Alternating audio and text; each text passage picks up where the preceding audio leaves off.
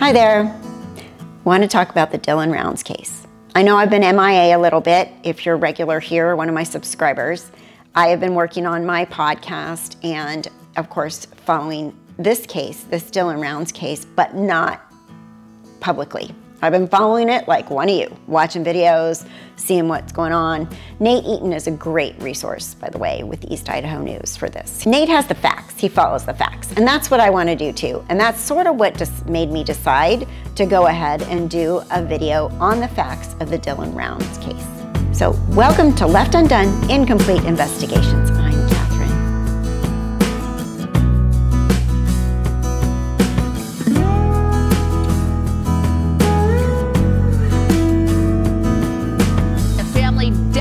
Searching for their missing 19-year-old son who lives in Lucin, Utah. Today, Fox 13 News reporter Emily Tenser, she visited the spot where he was last seen in Montello, Nevada.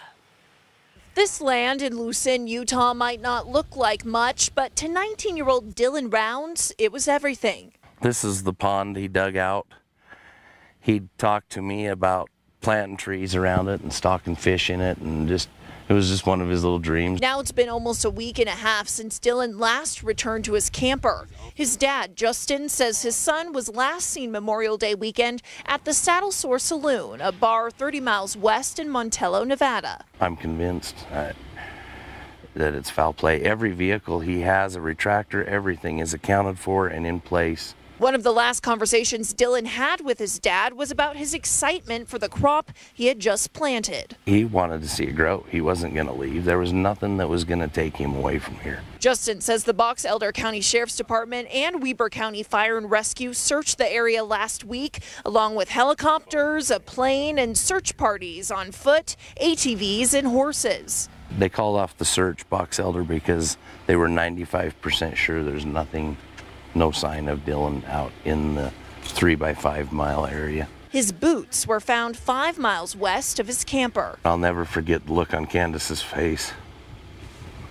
I can only imagine what I looked like when we saw those boots. Each day is agony for his family, who live all the way up in Idaho. They're offering a $20,000 reward to bring Dylan home. I just came back today just to kind of poke around, because I can't hardly leave here. That $20,000 is burning a hole in my pocket. I want to spend it today.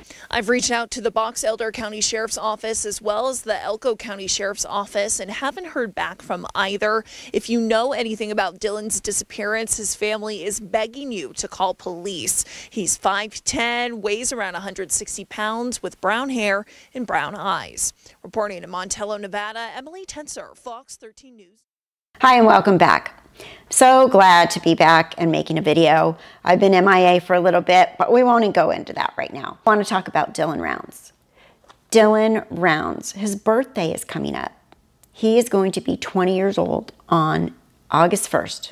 He was born August 1st, 2002, to Candace Cooley and Justin Rounds. His parents divorced like 15 years ago when he was little, but he was always able to go back and forth between his parents, and there was no problems. There's a lot of rumors about problems, but it doesn't even really matter if there were problems between the parents, you know, because people get divorced and they have issues. And I mean, clearly I've been there, done that. Doesn't matter. It wouldn't matter if one of my children disappeared. It wouldn't matter what I did, the mistakes I made as in my own adult life, if it didn't affect my child, if they were not abused, if there was not something that I've done to hurt my child. So staying with that thought in your mind, I will not go into any information and rumors about the family. Let's stick to the facts and let's figure out what happened to Dylan Rounds. By the time Dylan was 10 years old, he could drive a tractor. He was motivated to be a farmer from the get-go. His mother even says he doesn't even play video games. He's not into relationships. You know, he might talk to some girls here and there, but his whole entire focus was this farm. It was what he was living for. It was his drive. And with that being said, she is completely convinced that Dylan would never walk away from his dream. what Candace, the mom, says, when COVID struck, school got canceled. So Dylan wound up stopping, not going to school anymore. I am going to get my farm on. So he did wind up buying 640 acres of farmland with his grandfather's help in Lucin, Utah. And he was ready, set, go, preparing the land, getting things going. He was all about this place. Now it's out in the middle of nowhere in the wild, wild west, and we know there's shady people everywhere. There's shady people probably in my neighborhood. There's shady people in the city. There's shady people in the country. But there are a lot of areas where shady people go. Literally, when I was up in Oregon, a lot of shady people that are wanted from the law, they go and they live in the woods. They live off land. They lived in these off-beaten places, in these little trailers or wherever. So you never know who your neighbors are, is my point. They could be shady. They could be bad. They could be great. Cannot trust everybody. Let's just talk about the timeline of what happened. Dylan did talk to his parents a couple of days before he spoke with his grandmother. I believe he talked to his mother and father 2 days, like on the May 26th. He spoke with his grandmother on May 28th in the morning, and he said, I can't talk.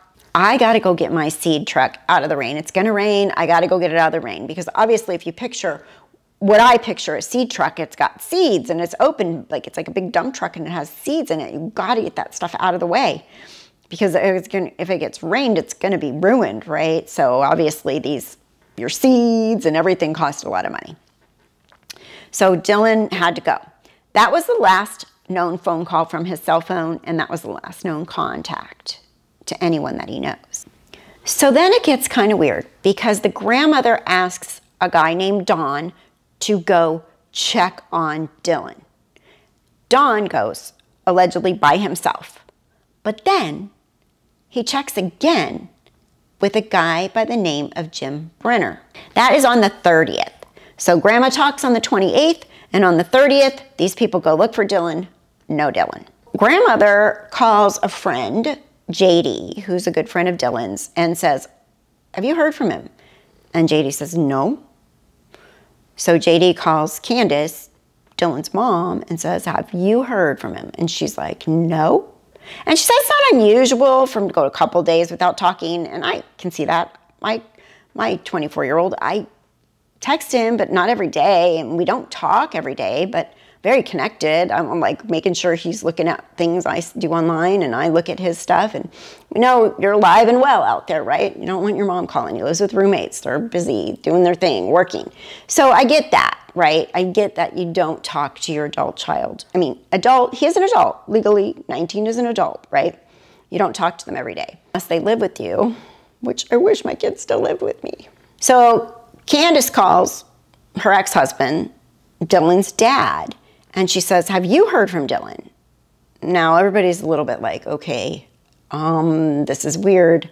Nobody has heard from Dylan, and that's a little bit strange. So on the 30th, everybody heads to Lucin.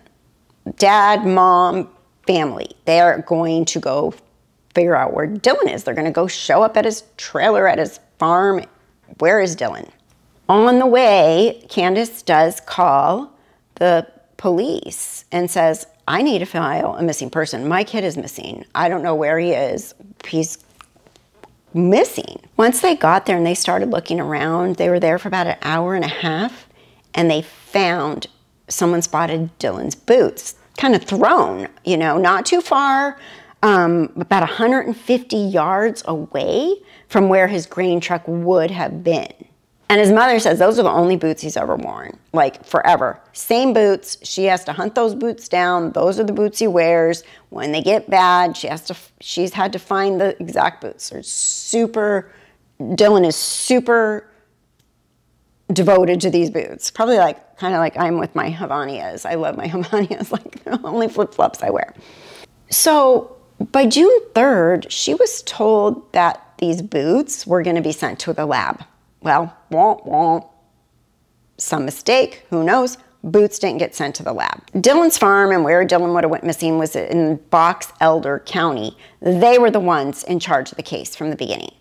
And Candace says they weren't super, like, they went out, they searched, they were like, bye, you know, we didn't find him. That's the impression I get of it. Like, we didn't find him. I don't know what to tell you. We'll keep checking. Candace and Justin were like, calling the sheriff's department, like, we need your help. We still can't find our kid. This is bad. We have this missing son. We're nervous. We're concerned. We're upset. Now, Dylan's truck happened to be right in front of where his camper is, but there was no key fob to get into the truck. So Justin, Dylan's dad, did wind up taking like a wrench and crashing in the back window to get in. Now, mind you, nobody was treating any of this like a crime scene. Nobody.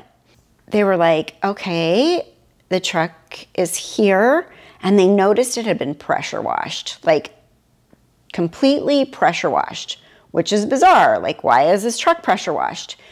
But underneath the wheel wells was super dirty, and you could tell there were mud under there. And so that was a red flag that should have been noticed and taken care of by law enforcement, but it was not. And they were like, you know, it's been raining, there's no track marks. Candace says their car left track marks, and the rain wasn't even going on that day. So it was really bizarre that there's no track marks, there's no anything where Dylan's truck was. I mean, they drained a pond, they searched, nothing, complete nothing except for the boots. The grain truck was found, and Dylan's really clean truck. So here, this says foul play all over the place. Foul play, foul play. I mean, I don't see any way that it wasn't foul play at this point, right? Even just this much information in the first couple days. And then Candace said when she got in the truck, she said, oh, wait a minute, the seat is not adjusted right. Because she said she's like 4'11", she's really tiny, and Dylan's like 5'10", 5'11".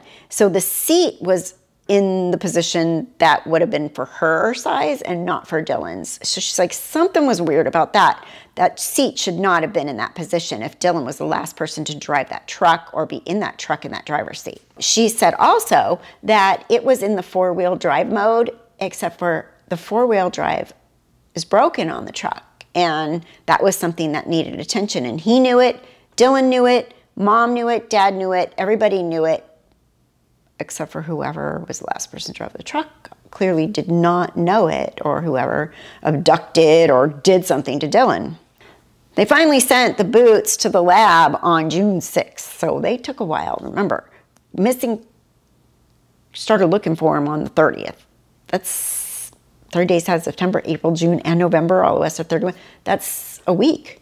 So then Candace gets a phone call from a guy named Kurt Wadsworth. He tells Candace that Chase Venstra and another guy have Dylan and have him locked up. He basically tells him that, oh yeah, tells Candace, yeah, your son's being held prisoner by Chase and another guy. She calls Dylan's dad, Justin, and they're like, okay, weird. So they call 911. They tell Box Elder Sheriff that we're being told that Dylan is being held a prisoner by Chase Venstra and some other person. If I back up for a minute, Kurt had told them that he was in Nevada being held by these people. But Nevada, like I said, is very close. So since it's Nevada, they wind up calling Elko Sheriff somehow in that confusion, because Box Elder's like, that's not us, we're not Nevada, call them.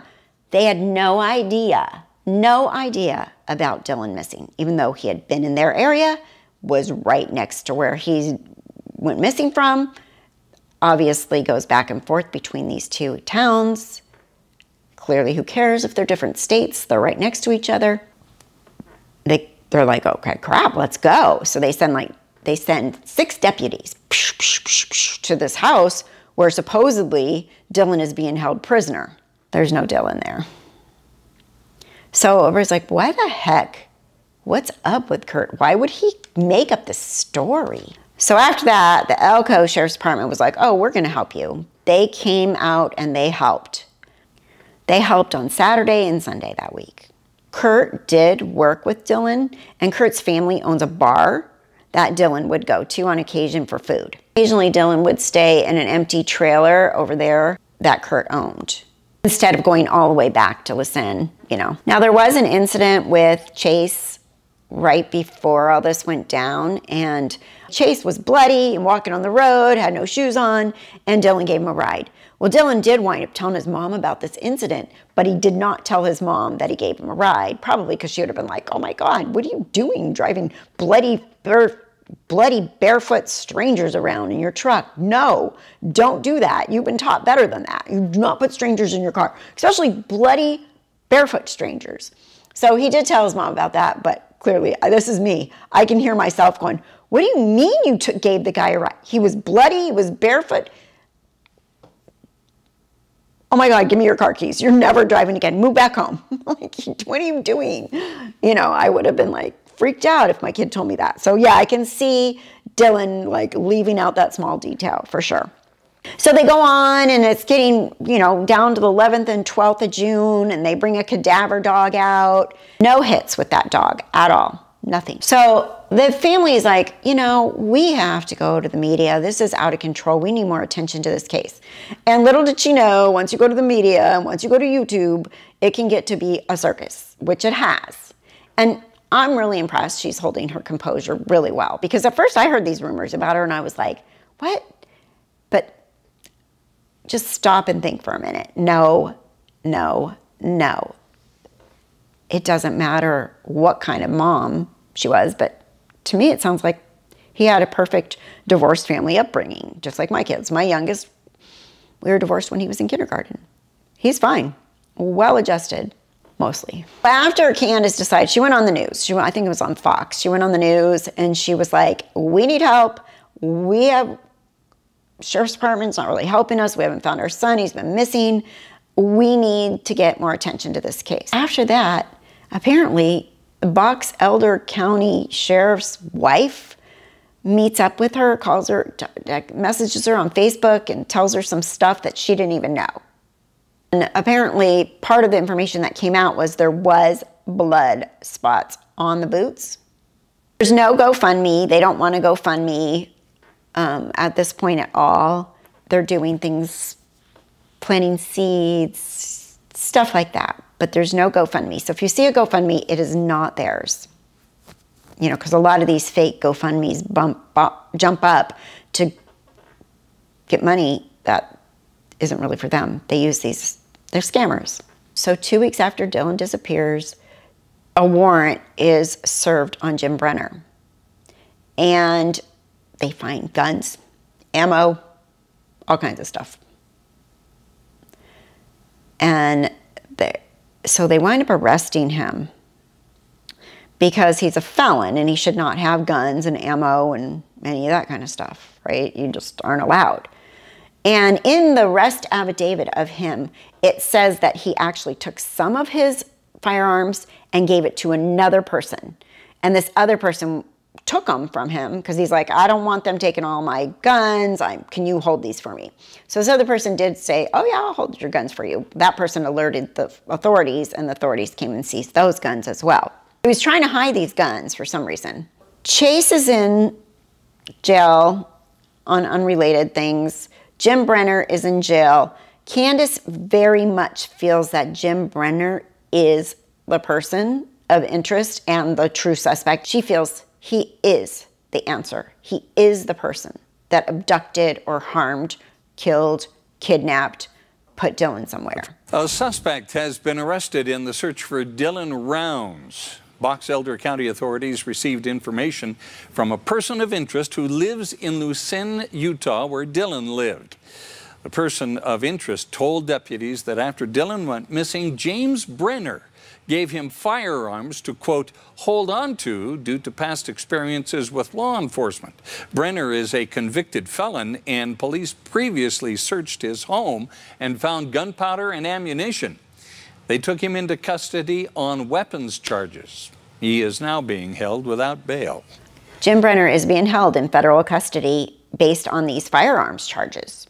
And Candace was not aware of Jim Brenner's bad past. Like, he did like 33 months in prison. He is not a good guy. He's got a really shady past. And so the more that she learned, the more she feels like, yeah, this is our guy. But is he going to talk?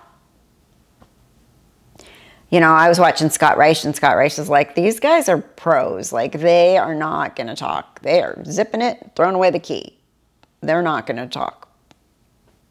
He said they're common criminals. They know what they're doing. They're not going to talk. More tonight about the suspect in the disappearance of Dylan Rounds. He pleaded not guilty to an unrelated felony gun charge earlier today. And Dylan's family was in the courtroom. News Specialist Matt Rascone has reaction and some more on what we are learning about the suspect's past. Matt? Yeah, Mike, the suspect was in court in a blue outfit and chains. Behind him were Dylan's family members. In front, attorneys were arguing for and against his release. The judge ultimately determined he's a flight risk and a danger to the community. It was a little bit of weight lifted off my shoulders just knowing. 200 miles from the search for Dylan Rounds in the vast desert near Nevada. Good to see him in shackles. Suspect James Brenner pleaded not guilty to an unrelated charge, being a felon in possession of a firearm. Until we know, it's hard. I mean, you know, you have emotion, but we need to know. Dylan's mom, Candace Cooley, then we can move forward. Was in the courtroom when the prosecutor recounted what he called Brenner's atrocious history, including a malicious shooting, illegally transporting and possessing a firearm, and a pending aggravated assault charge where he's accused of beating a 70-year-old man. That's a relief knowing he's not going to get out. They are holding him. Cooley says Brenner sometimes worked with Dylan. He was his closest neighbor in Lucin when he went missing on May 28th. He just said he was a crazy old man who lived out in the desert. According to a complaint, after Dylan went missing, Brenner asked a friend to keep 3 muzzle loaders and a rifle safe. When the friend asked why, Brenner said it was for his own safety and that the last time he had trouble with the law, they took everything. I think James did something to him. I think he snapped, especially hearing more of what I hear in court. The Box Elder County Sheriff's Office says they are actively building their case. That's going to be our key. That's what we need, somebody to talk.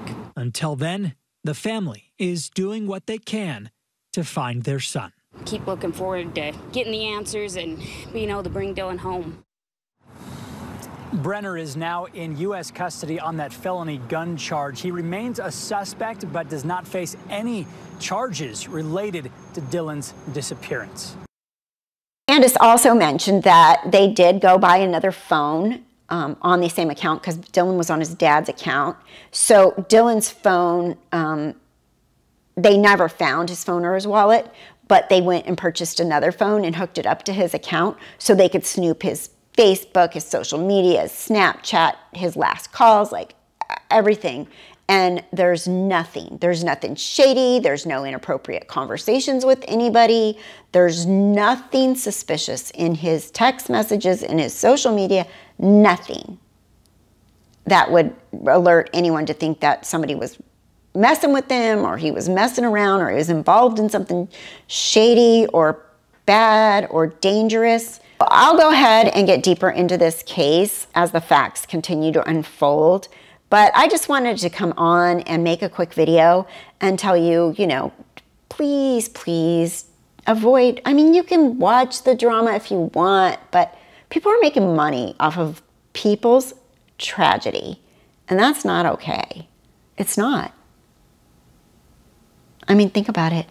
What if this, I just think about this, if this was my son, if this was my Michael, and he, you know, he's proud of what he does, doesn't it?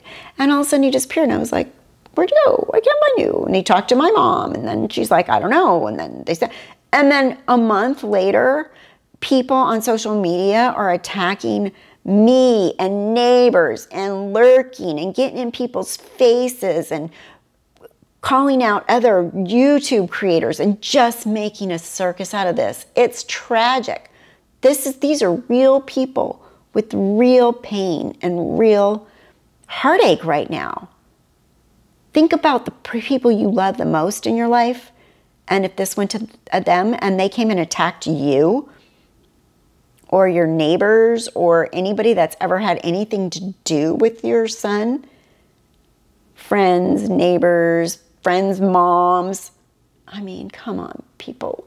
This is the only reason I hesitate to put up YouTube videos, is because it turns into such a circus. And there'll be people commenting in my chat telling me I'm wrong, telling me that you got to go look at this person or that that mom's this or this person's that, or oh my God, the neighbor, you know, I don't even know. I'm really trying not to pay attention to any of that stuff because it's all noise.